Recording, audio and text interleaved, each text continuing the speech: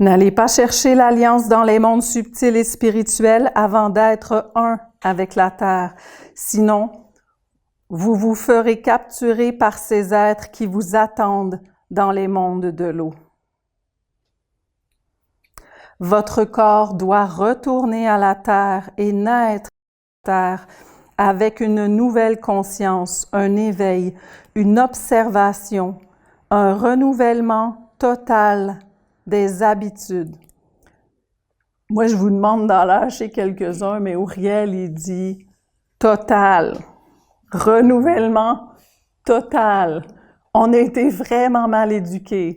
Première conférence, personne n'est né de parents esséniens qui avaient leurs 4 corps. On n'a pas un gros bagage.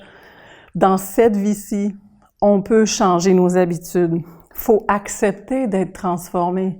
On vient, des fois c'est notre tête, on veut cheminer sur un chemin, mais on veut pas vraiment changer, on veut garder toutes nos habitudes. Ça va pas marcher.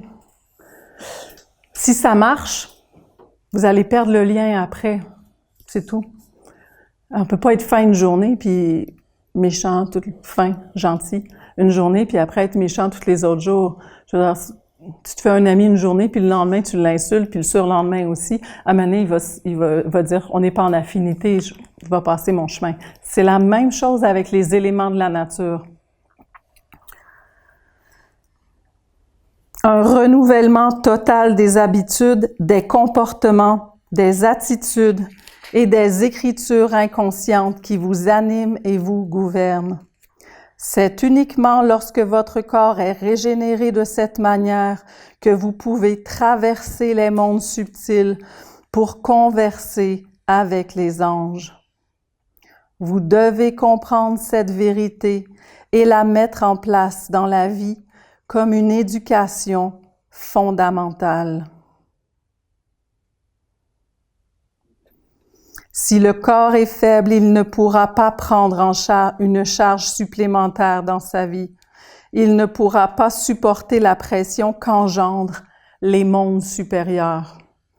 C'est pas simple d'avoir des mondes supérieurs au-dessus de nous qu'on doit servir.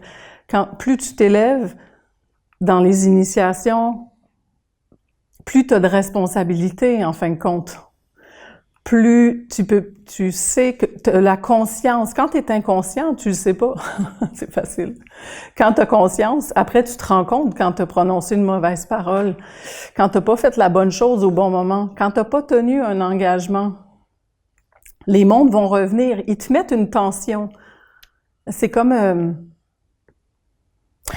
c'est l'histoire de avant le bateau, c'est la maman, puis de l'autre côté, c'est le père. Ben, à partir d'un certain moment, le père, il te redresse, il te le dit.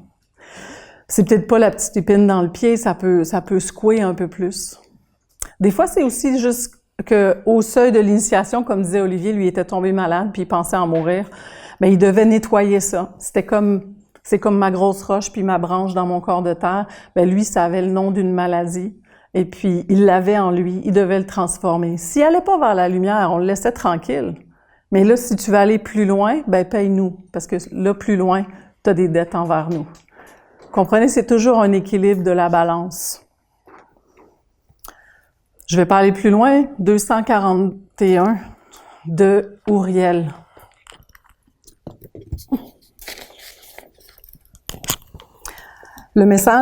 Un message que la mère a donné, « Je suis la vie qui enfante et la sagesse ». Je vous lis juste 2 petits paragraphes. « Les hommes sont sortis de moi », fait qu'on est né, on est sorti d'elle, « pour acquérir une certaine forme de perception. Aussi, leur expérience devient une matière qu'ils doivent travailler pour la conduire de nouveau dans un accord parfait avec ma présence omniprésente. Les hommes avancent par couches successives de mémoire. Ainsi, la nouvelle couche se pose sur l'ancienne mémoire qui est toujours présente, comme une matière qui demande à être libérée par une nouvelle expérience, malheureuse ou heureuse. Ainsi, l'homme peut, à travers une multitude d'expériences, acquérir une sagesse qui va être en harmonie avec ma sagesse primordiale. Alors, nous pourrons nous rencontrer dans la vérité. Je suis l'éternelle sagesse, toujours identique à elle-même, immuable et parfaite.